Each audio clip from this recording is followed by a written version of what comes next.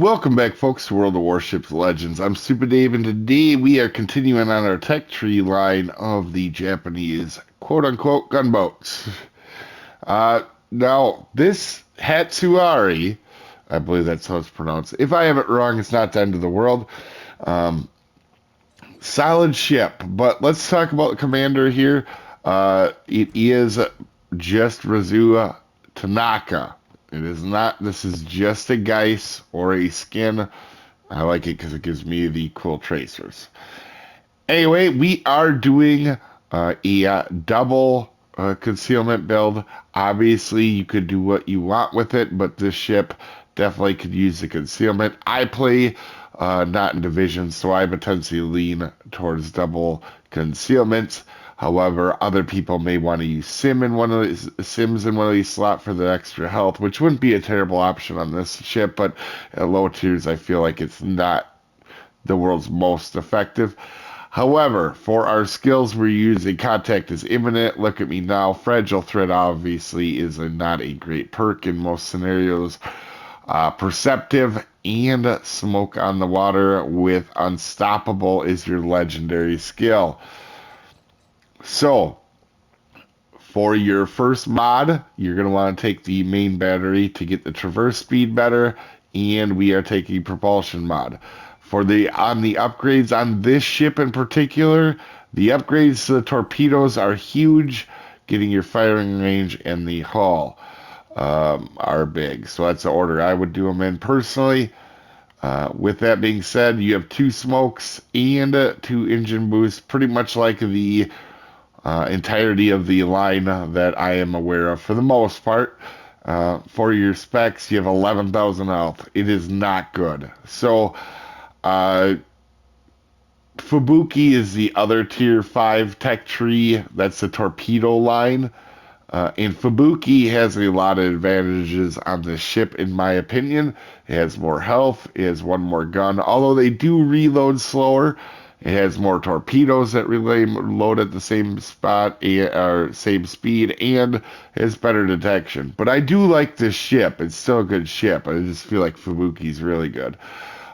So on this one, you have 5 127s. They reload a little bit quicker at 6 seconds. These guns are actually not terrible on this ship.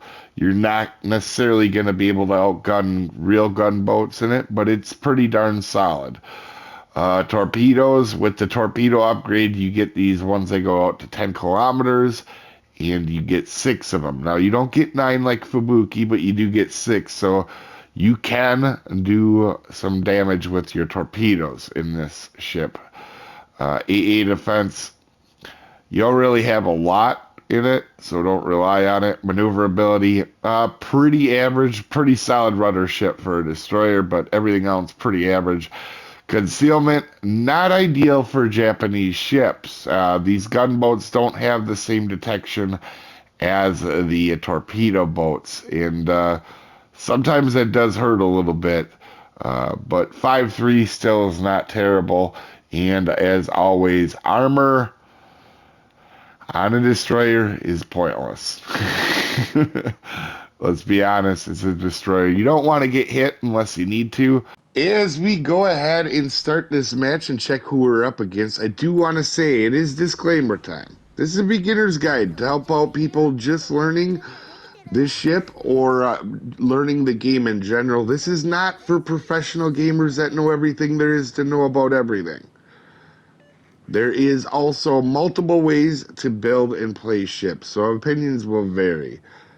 I am just a above average player. I don't claim to be the best player in the world. I just am a pretty darn good player. So I do make mistakes. You're going to see some in this match. And also, you didn't come to this video to see how to pronounce names, as I am very terrible at slaughtering other beautiful languages. It's almost an art form, so keep that in mind when you're watching this, guys. That out of the way, we are in the Hatsuharu. We're going to move forward. We are on the left flank, and no matter what, when I'm in a destroyer, I try to move up and get spotting for my team. Always super important. And it doesn't matter really what destroyer you're in. It's something you should be doing. Now, there's not really excuse not to. With that being said, we're going to get out into the open, try to get out from behind these islands and get everybody spotted in for the most part and kind of figure out what the map is going to entail. Now, this is going to play out way differently than a lot of matches. And the reason is it's because it's one of the maps with two caps on one side and one cap on the other. And I have a tendency to play this very differently than some players. And I wanted to show this and show why. So obviously, we're doing our best to spot. A lot of them guys, from our angle, it doesn't look like it, but from the team's angle, looks like they're trying to hide behind mountains, so that's why we're doing spotting. And we do have, it does seem like a destroyer pretty close to right in front of me, so I'm letting my team know. But as I go to try to go ahead and spot him, he is going to take off. And I don't know if we run across him or not in this match.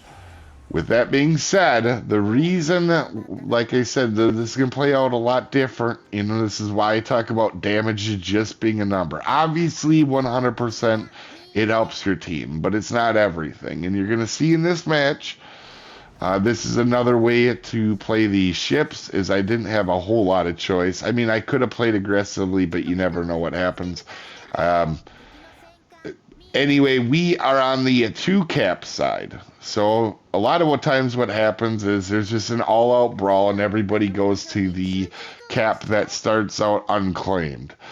However, if I spawn on the side that has the two caps, which naturally I'm going to stay on my flank, but if I have a opportunity, I am going to worry about these two caps really hardcore because in my opinion, everybody going for that one unclaimed cap, and you'll see everybody leave their flank or their side. If they spawn in the middle, they'll even go. Everybody goes over to that unclaimed, the unclaimed cap. And I think it's a big waste of time because you can control two caps a lot easier than that one cap. Just in this small area, there's two caps. There's no reason to go all willy-nilly for one cap. You're going to see what I mean. I've talked about this before, but I feel like everybody just goes and dukes it out over there and loses everything they have. So we're doing our best for spotting, and we're trying to stop them getting points right now. Doesn't seem like it, but this is pretty helpful. You can see I've been in the cap for a while. Later on, you're going to see this is going to come down to the real close to the wire. And what I did, I feel, was a huge difference maker in the outcome of this match. And you will see we're going to go ahead and we're going to keep launching torps. We're not going to have the world's most successful run with torpedoes. But to be honest, this whole time, I've kind of been thinking I've had a destroyer near me. I didn't know it, and it was really hard to know at the time. Obviously right away, but that other destroyer that was here is bailing across to the one cap, and it's going to hurt his team quite a bit. But anyway, we're going to go ahead and get this cap started, and we are going to get our points rolling. But you see, we've lost a destroyer, they've lost a destroyer, and I am 100% trying to keep this New York at bay. And I'm going to go into guard dog mode here, where I completely guard these two caps. One thing too, you can get caps for points, guys, but if you don't defend them and you just lose them right away, it really wasn't worth all that effort of getting them. That's one thing I do want to mention, because I feel like you'll get some people in destroyers that will grab a cap, then go run and try to get another cap without defending or leaving these two caps in a good position. And you can see we've got three ships in the middle of the map, or on the A part, or in half of them over here. And it's more valuable to protect two caps than it is to go over to one. And like I said, I've been trying to spot for the majority of this time, but now I'm going into guard dog mode here. I don't want nothing to happen to these two caps no matter what. And also, these destroyers on the other team, for the most part, have completely showed themselves. I haven't been spotted one time. So a lot of these guys, I'm not located, so obviously nobody has any idea where I'm at. But also, I also decided to, one of the other reasons to guard here is there's no reason to go attack another destroyer. They're eventually going to have to come to me with two caps. And they've made themselves widely known. As you can see, the Jaguar is showing himself now to our Normandy. The other one already got himself killed. But again, our destroyers did the same thing. I'm the only destroyer left, which makes me play even more conservatively because we're also losing on ships up until that moment. But you're going to go ahead and see our Normandy is actually going to be pretty solid. He's going to be a good teammate. He is, I think, actually shooting at the Jaguar over there. And now I see that this California is getting pretty close to the cap. And like I said, I go into guard dog mode. Now, I actually thought he was spotted from a teammate, but I think he was too far back. If you notice, my one teammate behind me had line of sight for a second there, and I may have actually blocked him with my smoke, but I was actually trying to go ahead and help get rid of this California, but you can see real quickly, oh, nobody's spotting him. I'm going to go spot him for my teammates here in a second, because just sitting and smoking, not helping spot, you know, I could be doing that. I could be sending torpedoes out. And I was just a little cautious here, making sure there wasn't something, you know, I kind of wasted a smoke there, but, you know, that was my daily dumb Dave move of the day. I thought about it the other day, and I always have one of them moments in every match pretty much. But anyway, we sent torpedoes out on the line, and we also send torpedoes out in case he decides to turn in and come towards my cap, because it does kind of look like he may do that. So right now, you see I'm kind of focused on where the Jaguar is. I still, like I said, that one destroyer was last spotted in the middle. So I do want to try to get rid of him if I can. Like I said, I want to defend these caps, and you're going to see the points play out, because right now we are getting our butts handed to us. So I'm going to try to get on the backside of this California. They obviously are doing their own spotting. The Renown and the Normandy take down the other destroyer, and we are going to go ahead and focus. And I was right. He was kind of pushing up, and we are 100% going to try to get back this California up off these caps. Now, I know it's kind of weird and crazy, but as our Renown goes down to Dallas, but I like turning into a guard dog and protecting your cap when there's a lot of people around it. You know, we've had a fair amount of people around it here up until this point. Now, California's starting to sail away, and you're going to see I'm going to go back to the middle now to defend both caps again, because I'm assuming that destroyer's going to come back over here. And one interesting thing I do remember about this match is the other Hatsuharu. One thing I'll note is I just had a match before with him where he was on our team and he made a pretty poor aggressive play. So one reason I'm just kind of defending the caps as well too is I'm assuming he's going to get overly aggressive like he did in the match prior to this and try to come after me. But anyway, like I said, we're just going to try to get more towards the middle over here. And like I said, just defend these caps. And that's why I say damages and everything. Now, this isn't the most exciting match in the world, but it's an important match for you guys to see because of that. You know, we have 10,000 damage right now. Obviously, we haven't been the world's most effective. We could have probably been a little bit more aggressive earlier, but like I said, they had for a lot tied to the beginning of this match, I thought they had a destroyer, and I was pretty close to all his support. I didn't know that destroyer ran off to the middle of the map till, you know, just a little bit before here when he got spotted in the middle a couple minutes ago. But anyway, we're in a pretty bad spot here. We only have one battleship left besides me. We're going to go ahead and send out some torps on the California. We want to keep him away from this base, and then Hatsuharu shows himself. He was last spotted in the middle, and now he is going and attacking the Normandy. So our one teammate that was doing pretty solid, he is taken out, and we are down to by ourselves against 4 guys. Now, I know what this Hatsuharu is going to do because I did play with him, but naturally, a destroyer is going to go for the cap anyway. That's not just because I knew him from the match before.